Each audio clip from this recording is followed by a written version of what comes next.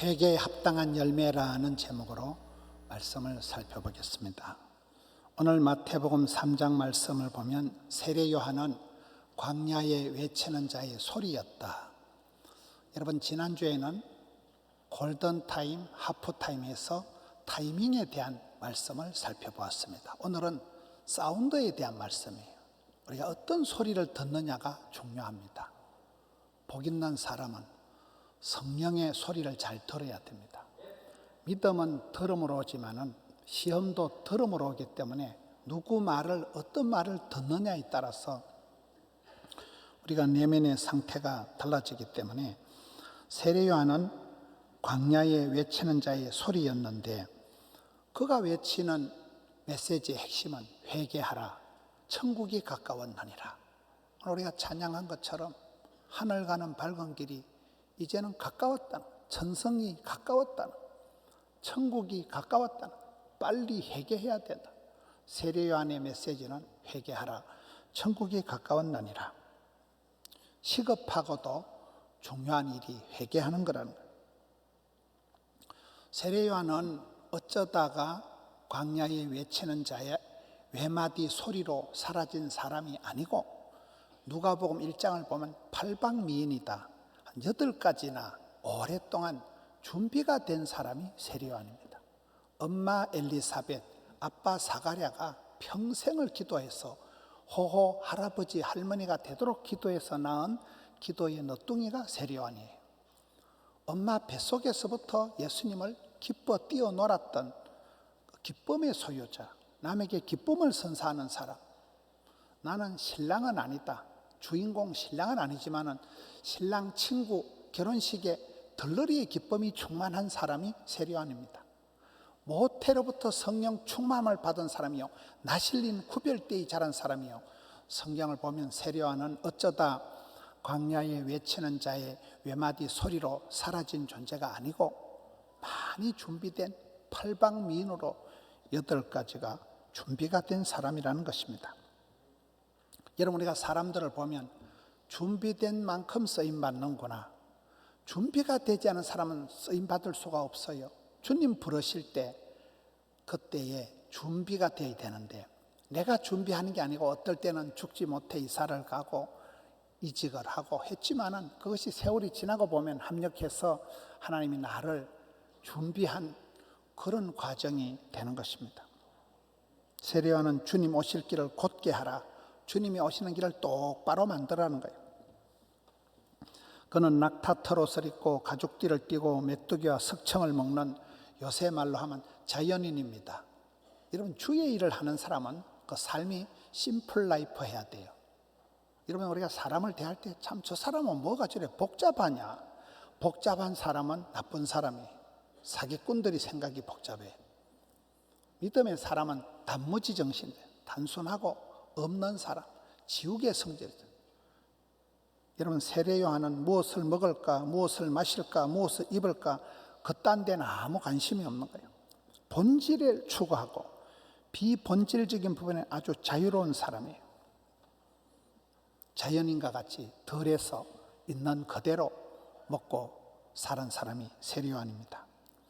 그는 죄를 자복하는 자들에게 요단강에서 세례를 베풀고 회개에 합당한 열매를 맺어라, 이렇게 얘기하는 거예요.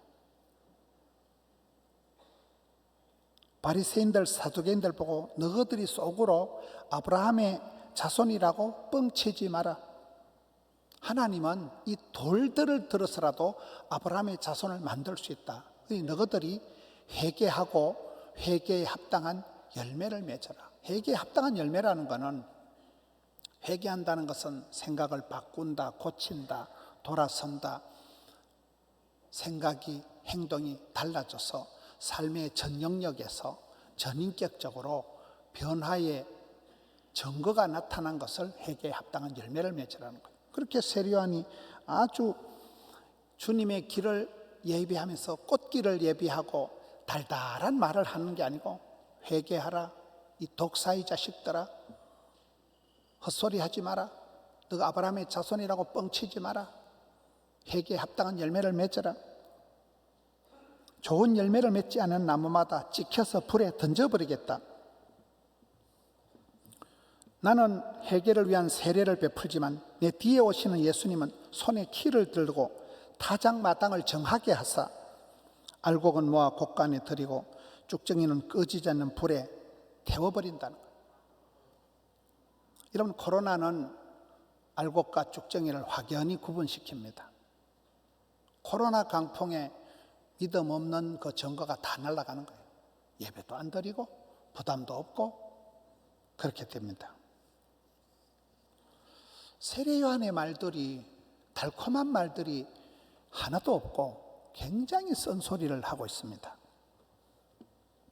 저는 지난주에 목사님들 모임을 제가 인도를 했습니다. SFC 전국 학생 신앙운동 제가 지도위원장입니다. 그래서 목사님들 전국 36개 노회 대표 목사님들을 다 모아놓고 밤늦게까지 여러 가지 토론을 하는 중에 밤중에 손현보 목사님이 와서 대화하는 시간에 제가 마이크를 드렸는데, 손현보 목사님이 대뜸 전도를 하지 않는 SFC는 폐지해야 된다, 이렇게 발언을 했습니다. 대화를 하자고 시작한 모임이 벌집을 쑤셔 놓은 듯이 난리가 났습니다. 몇 목사님은 퇴장을 해버리고 제가 사회를 보는데 정신이 하나도 없는 거예요. 난상 토론이 벌어져요.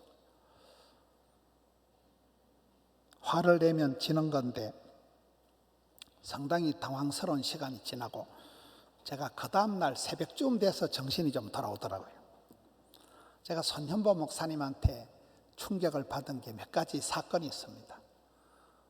그 전도는 쉬워요 책을 보면 손현보 목사님 간증 중에 교회 할머니 집사님이 한 분 계신데 예배를 안 드리고 자꾸 고추밭에 가서 고추 농사를 하니까 손현보 목사님이 고추밭에 가서 고추를 어쨌게요? 다 뽑아치워버린 거예요. 무슨 시골교회 목사가 할머니 농사 짓는데 예배 안 드리고 고추 농사 짓는다고 고추 다 뽑아치워버렸다니까요. 그 할머니가 지금 세계교회에 잘 다니고 있습니다. 또 하나의 에피소드는 지난번에 한번 밥을 먹는데 세계교회도 이제 주차장이 복잡하니까 차를 댈 때는 그 녹산공단의 그 공장에다 차를 대고 누구든지 걸어서 교회로 오라 이렇게 광고를 했습니다. 그 교회는 성가대가 없어요. 전도만 열심히 하지 전도하지 않는 성가대 다 없앴습니다. 그리고 어쩌다 한 번씩 찬양대를 이렇게 특송을 하는데 그날 손현보 목사님이 공장에 차를 대고 걸어서 교회로 오는데 어떤 것들이 교회 앞에 차를 쫙 대놨더라는 거예요. 이게 누구 차노 물어보니까 성가대원들 차라는 거예요. 그래서 목사님이 예배를 이렇게 저처럼 오늘 사회를 보는데 성가대 순서가 됐을 때 성가대원들 앞에 다 나왔는데 들어가 그대로 쫓아냈다는 거예요. 내가 뭐야 그러면 상처받을 게 있는 그런 것들 상처받아도 끄떡없다는 거예요. 오랜만에 성가대 준비를 하고 앞에 다 섰는데 그냥 다 중단시키고 쫓아냈다는 거예요. 그게 손현보 스타일입니다. 손현보 목사님은 굉장히 단순합니다. 직선적입니다. 예배를 위해서 목숨을 걸고 헌법 소원을 한 분입니다. 그분의 삶의 기성전결은 전도예요. 전도가 기본이고 전도가 핵심이고 전도가 사명입니다. 저는 손현보 목사님을 보면서 요즘 시대의 세례 요한 같다 이 생각을 하게 된 겁니다. 전도를 하지 않는 주일학교는 수년 내에 도태가 된다는 거예요.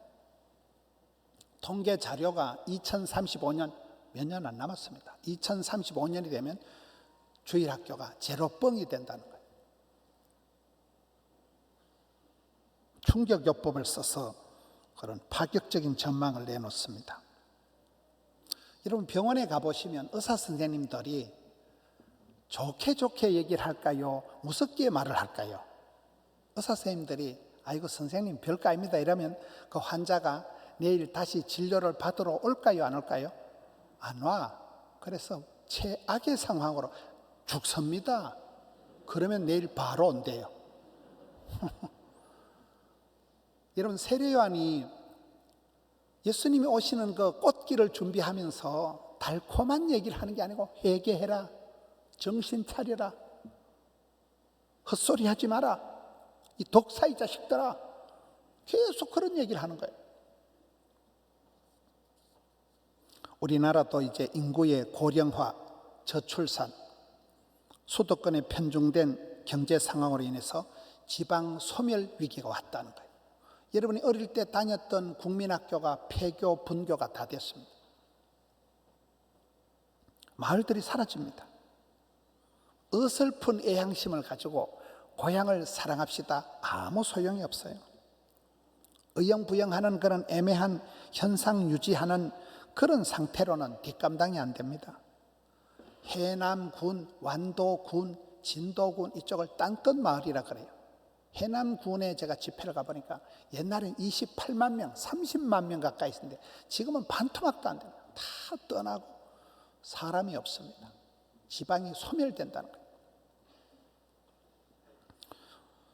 여러분, 우리가 앞으로 살아가는 세월에 원턴 원치 않던 어떤 조직이든 시스템이 서서히 사라지게 될 것입니다.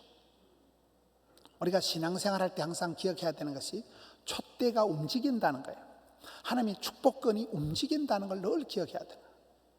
여러분, 엘리 집안이 왜 망했습니까? 이가봇 하나님이 영광을 거두어 가시면 그 자손들은 뻥입니다.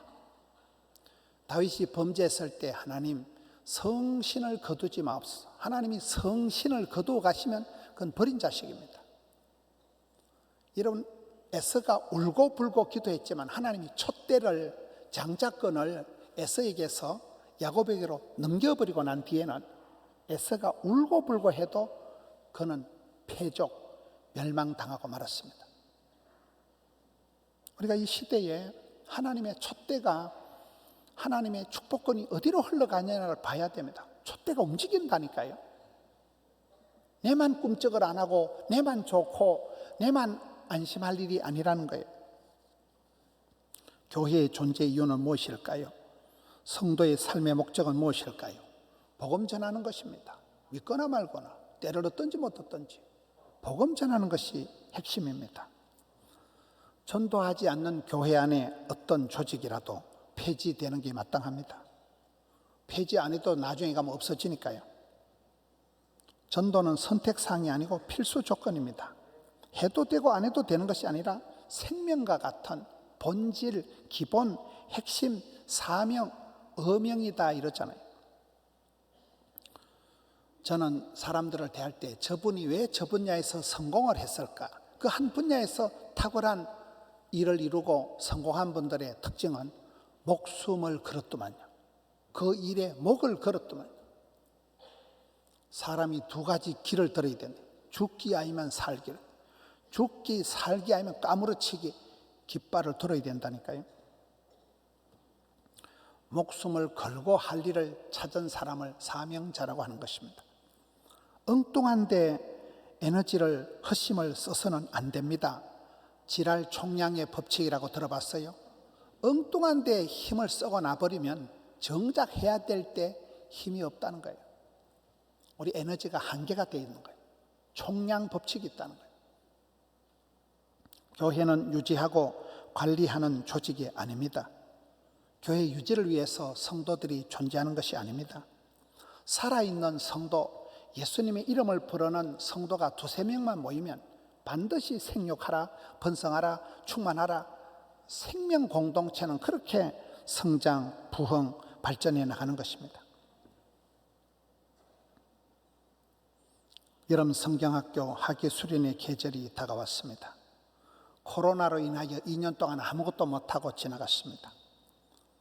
그래서 이제 잃어버린 한 생명을 찾도록 찾아야 되고 특단의 대책을 세워야 되고 학부모님에 대한, 어린이에 대한, 교사들에 대한 혼연일체가 되어서 묵은 땅을 기경하고 마른 뼈다귀가 살아난 에스겔 골짜기와 같은 성령의 바람을 일으키고 바람이 안 불면 바람개비를 물고 뛰고 집 나간 아들이 돌아오는 탕자의 비유의 말씀처럼 그런 혁신적인 콘텐츠를 가지고 사역을 해야 된다는 거예요. 그런데 현실은 그렇지가 않습니다.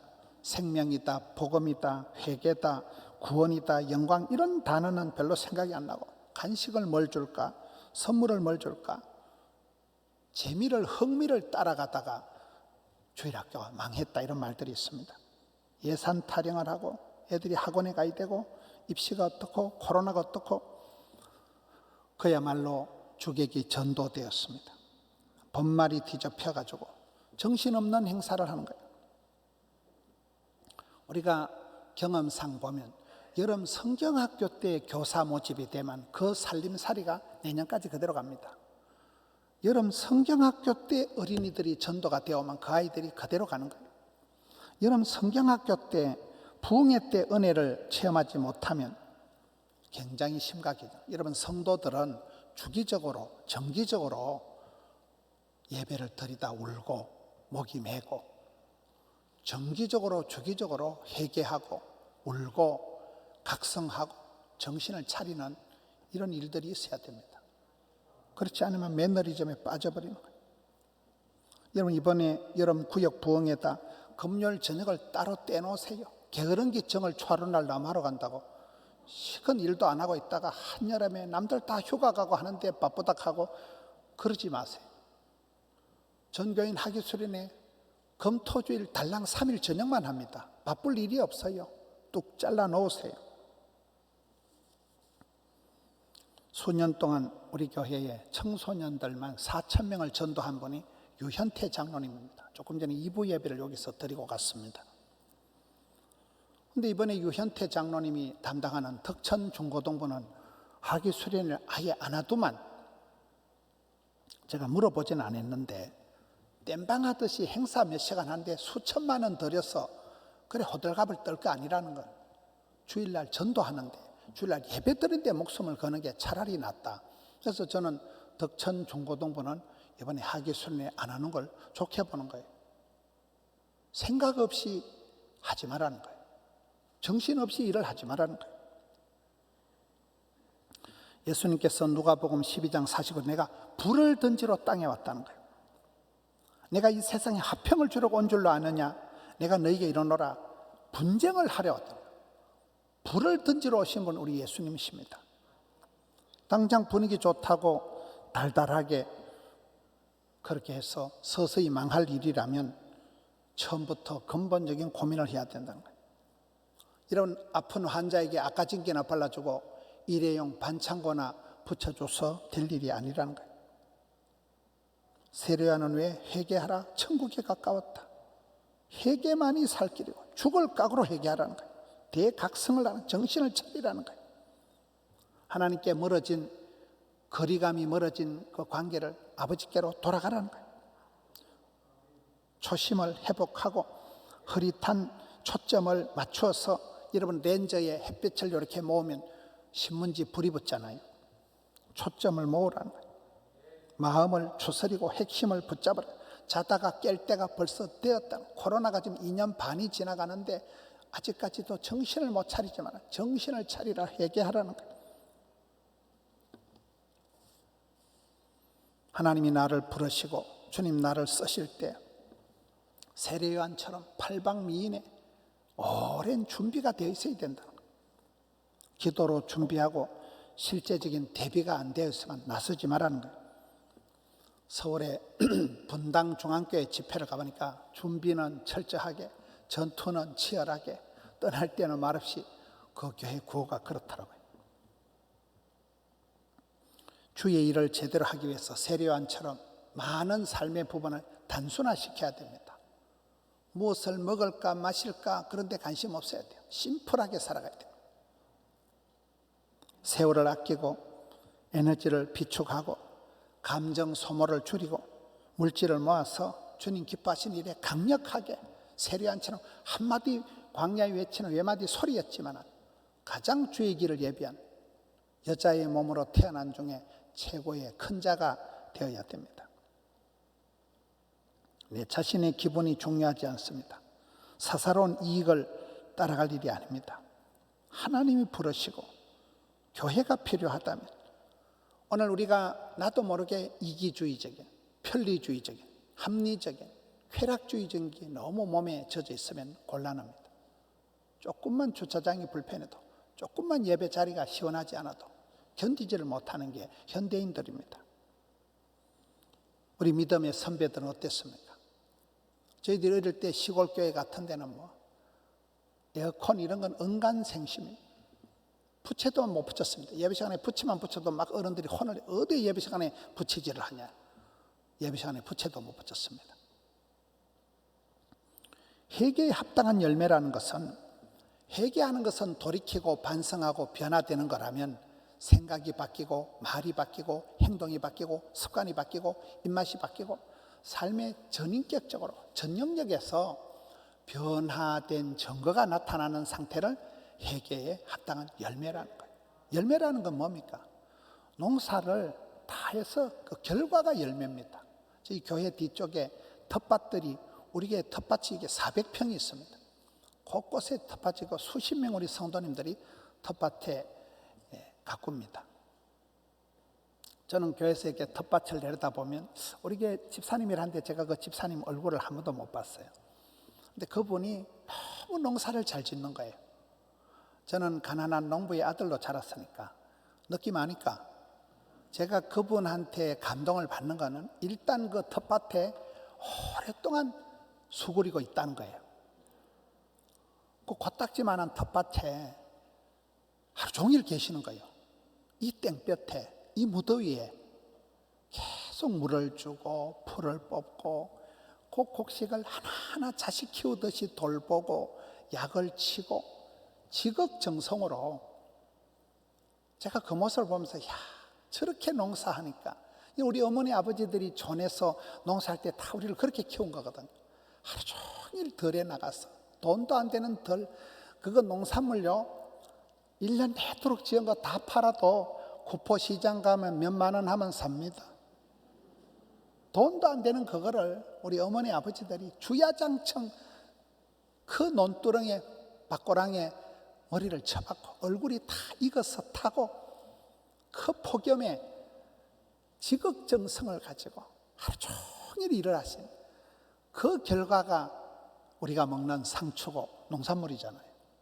제가 그 집사님이 일하는 모습을 보면서 참 농사를 잘 짓는구나, 그 텃밭을 가꾸는 그 마음으로. 여러분, 회개에 합당한 열매라는 게 그 말이에요. 엉뚱하게 생뚱맞게 싸돌아다니다가 주일날 겨우 예배 1시간 와서 띵하게 앉아있다가 휴대폰을 해야 될 것 같은데요. 그래서 얼렁뚱땅 땜방하듯이 1시간 예배 드리고 가면 어찌하오리까? 세리하니 야이씨, 회개해라, 정신 좀 차리라, 신경 좀 써라, 회개에 합당한 열매를 맺어라. 안 그러면 도끼로 팍 찍어가지고 불에 싸질러 뿌린다는 거예요. 오늘 본문의 말씀입니다. 현대인들은 쓴소리 하는 걸 싫어해요. 회개하라 하면 니나 해라, 이런 분위기입니다. 이런 목회자가 성도들 보고 여러분 덥지에, 피곤하지에, 다음 주에 교회도 오지 말고 집에서 편안하게 자빠져 주무세요. 그럴 수가 없다니까요. 하늘 가는 밝은 길이 내 앞에 있으니 천국이 가깝다니까, 호련히 간다니까. 그래서 세월을 아끼고 주의 일을 하시라는 거요. 뭐 다음에 볼 일이 아니라니까 이게요. 정신 좀 차리라, 신경 좀 써라, 회개해라. 회개에 합당한 열매가 주렁주렁 맺히게 살아라는 거예요. 이 말씀을 통하여서 사랑하는 성도 여러분, 자식 농사, 건강 농사, 사업 농사에 열매가 있는, 그만큼 땀을 흘리고 시간을 투자하고 정성을 쏟아야 되는 게 농사이듯이 영적인 농사도 그렇다. 그래서 세례 요한이 회개해라, 회개에 합당한 열매를 맺어라, 정신을 차려라, 돌아서라, 이 말씀을 성령이 교회들에게 주시는 말씀으로 받고 승리하시는 우리 성도님들 되시기를 축원합니다.